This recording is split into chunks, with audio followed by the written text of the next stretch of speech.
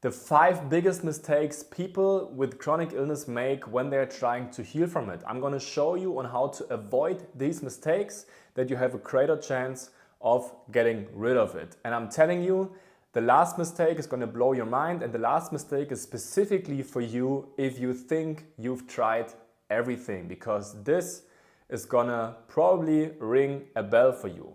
So let's get right into it. The first mistake is that you don't investigate and know the root cause of your chronic illness. And the biggest issue with that is that a lot of people can't differentiate between a label and a cause for a disease. So whatever chronic symptom or whatever disease or autoimmune disease you get, whatever label you get, restless legs, neuropathy, endometriosis, PCOS, acne, brain fog, Hashimoto, thyroid, Lyme, anything, gut issues, Crohn's colitis, IBS, SIBO, brain fog, dementia, Alzheimer's, whatever it is that you get, these names are just labels. They don't explain to you what the actual cause of your chronic illness is. They're just labels. And then there are other people, they also give you another label for your label as a cause. I know that sounds a little bit confusing, but let me clarify. People say sometimes inflammation is the cause of chronic illness. But what's the cause of inflammation? Where is the inflammation is coming from? So you get what I mean, right? You have to know what's really going on in your body before you actually can do something about that. And all these labels that you get, all the Hashimoto, all the brain fog, all the acne, restless legs, whatever label you get is not an answer. It's just a label for your disease. And things like inflammation or genetics or autoimmune are no real answers. It's just made up theory and not the real true cause of what's actually going on into your body.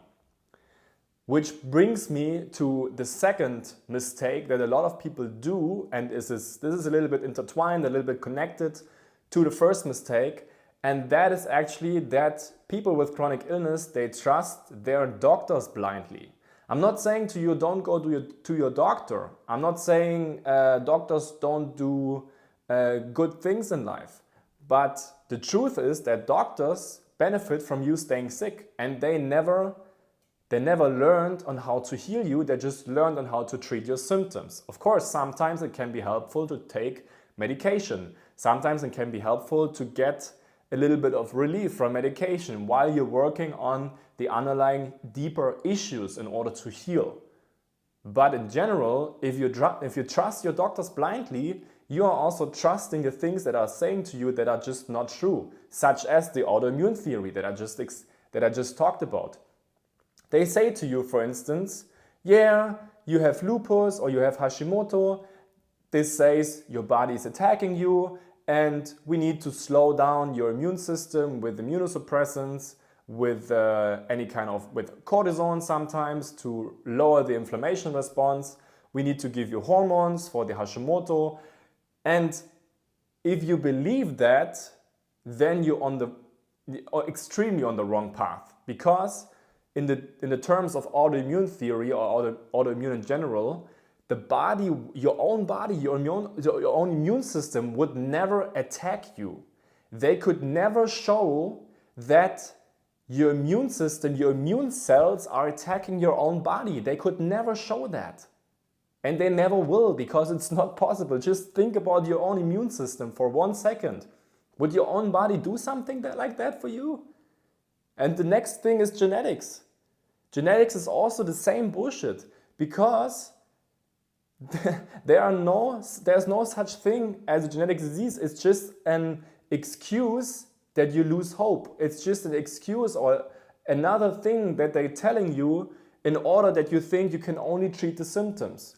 But within the last, let's say 50 or 100 years, chronic illness is rising.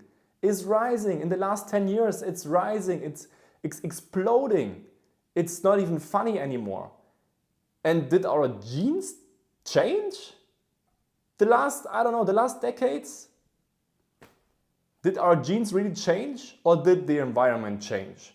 Did we gather more toxic chemicals, more heavy metals, more viruses, more pathogens, more bacteria, more radiation, more pesticides? Huh?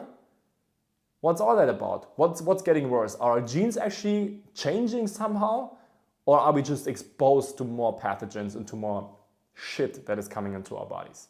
So ask the right question. If your doctor is saying to you your body's attacking itself, ask them if they can show it to you. Show to me where my immune system is attacking me. And then they maybe show you, yeah, here in your blood work you see antibodies, and then you can say to them, but aren't antibodies supposed to help you when a foreign invader is getting into your body? So you have antibodies that are killing these foreign invaders, such as viruses or bacteria.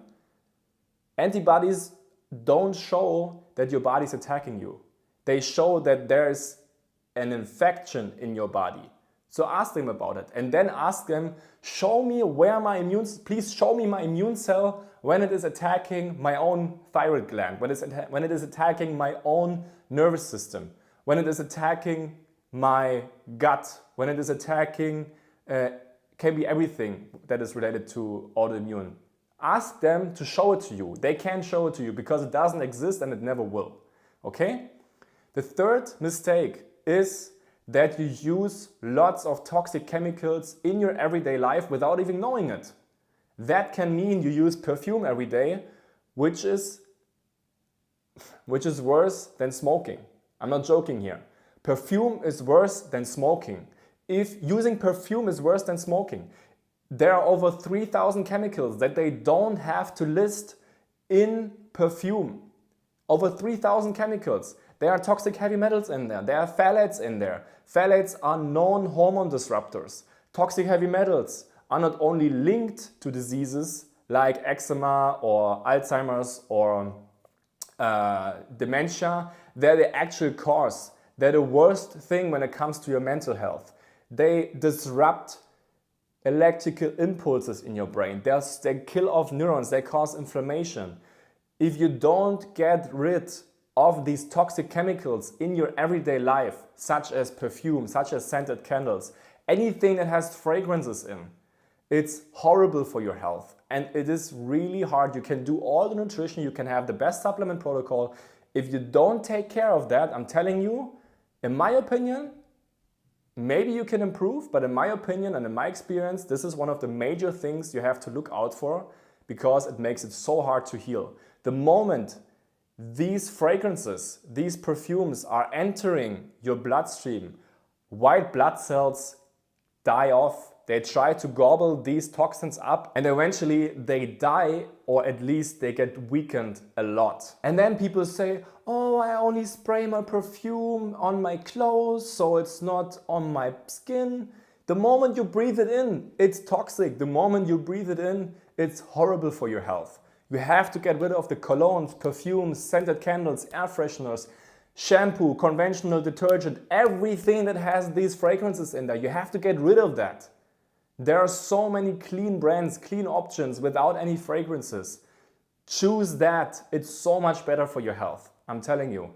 And even better is when you're doing that for 1 month, 2 months, 3 months, and then you breathe in perfume again, you will have a revelation, I'm telling you that. You will feel on how toxic, you will smell on how toxic that is. You can't breathe that in anymore, okay? The fourth biggest mistake that people are doing when they're trying to heal from chronic illness is that they're afraid of fruit. It's just that simple. If you are afraid of fruit when you're trying to heal from chronic illness, it's not very much likely that you can get better, because fruit is the #1 healing food on the planet. There is no other food on the planet that has the same amounts of vitamins, antioxidants, that is bringing the glucose to your cells, that is bringing the healthy sugars, the healthy carbohydrates. That sounds so wrong, right? The healthy sugars. Are they even healthy sugars? Are they even healthy sugars? You know, just think about how you feel when I say healthy sugars. How does it sound for you? Do you cringe? Do you have the feeling that something is wrong? That's your brainwashing. That's the brainwashing over decades, that you are afraid of the healthy sugars in fruit, which is keeping you alive, which is keeping your brain alive. Without that glucose, you can't get any nutrient into your cell. Your liver is thriving on that glucose. Your brain is thriving on that glucose. It is not possible to survive without glucose. It's just not possible. And if you're trying it, you're going to hit the wall sooner or later. You're going to hit the wall. So I'm telling you, fruit, and then the next thing is, people think, yeah, I eat fruit, but I don't eat too much of it. That's another brainwashing of being afraid of the fruit. There's no upper limit of eating fruit. None. You can't overeat fruit. It is the most healing thing on the planet. And blood sugar, it even helps with blood sugar problems. Because the biggest issue for blood sugar problems, that's the next brainwashing that people think, is that the sugars you eat from healthy sources such as fruit is spiking your insulin, is spiking your blood sugar. The reason for that is if you have high blood levels, because fat interferes with insulin from attaching to that sugar and to tissue cells to open up. Fat interferes with that whole process. If you don't have the fats in the bloodstream, then the glucose can get easily delivered to your cells. So you don't have these spikes, you don't have the blood sugar spikes, you don't have the insulin spikes. Of course it raises because that's how our body functions, but it's not getting into any unhealthy realms. And speaking about that, we're coming to the last topic, which will surprise you maybe, and that I talked about in the beginning, which is the fifth biggest mistake. And it's going to surprise you probably, but it is that you're eating a high fat and high protein diet. And now you said maybe, oh, I tried everything, or people say, oh, they said it always to me. I tried everything. How can you be sure? How is that different? How can you be sure that this is helping? You didn't try everything. It doesn't matter if you do the conventional way. It doesn't matter if you do the alternative way. It doesn't matter if you go to a naturopath, Chinese doctor, chiropractor. Whatever you're doing, everybody is protein brainwashed. They all base their diet and nutrition plan on protein. This is the foundation. They're always afraid of getting too much protein in. They're always, or better saying, they're afraid of getting not enough protein in there. And this is the biggest mistake that you can do if you want to try to heal from chronic illness, because the moment you eat high protein and high fat, because if you eat high protein, that means you're eating high fat. And people will comment now and say, no, that's not true. You can have a high protein diet without eating high fats. No, it's not true. The moment you eat chicken, the moment you eat or if you're a vegan, vegans are doing the same. It's the same issues for vegan. People say, I tried plant-based. If it was based on protein, on high protein, it's not going to work. Because it's just almost the same thing as if you were eating animal-based or just a little bit of animal protein, but it's still in that category of high fat, high protein. High fat is thickening the blood, okay, which stops cleansing. Cleansing is one of the most important things to get rid of chronic illness, because you need to get rid of the toxins, you need to get rid of the pathogens in your body, you need to cleanse your liver in order to get rid of chronic illness. And if you eat high fat diets, your body is not able to cleanse. It is burdening your liver, because the more high fat you eat, the more bile your liver has to produce in order to disperse the fat cells. And this is overburdening the liver. This is overburdening the liver every time you eat high fats, high proteins. You can't cleanse on that. It's really bad for the adrenals, because the moment that fat hits your bloodstream, your adrenals try to disperse or thin out the blood with lots of adrenaline, that the strain on the heart is not that big anymore. This is what's happening. You're under adrenaline. You're burdening your liver.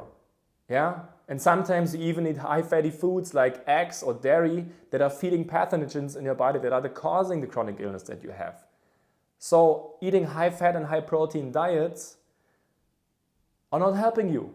And if you think, but where do I get my protein? Where do I get my protein? You don't need as much protein as everybody is telling you. And Look up on my YouTube, look up the healing stories that I share from people. They get rid of chronic fatigue, brain fog, autoimmune diseases. They get rid of these issues because they're not brainwashed anymore by this protein law. And that's why it's so different. That's why it's working. That you give your body what it needs actually. Your body thrives on glucose and mineral salts. These are the main components, the main nutrients your body needs. And if your diet and nutrition is focused on high protein, you will never get out of that. So if you want to know how specifically we do that, how I do that with my clients individually, if you want to know more about that, if you want to get an analysis of your situation, there's my website, the link to my website in the description of that video. Check out that website and you can book your free discovery call there. And in that call, we're going to talk about your situation. We see even how I can help you. And we will also see on what you're doing right now and if that's actually working. Yeah, we can see that. Because how much more time do you want to waste until you get out of that, until you get your life back? How much more time do you want to waste? It's not worth it. So thank you for watching and see you in the next video.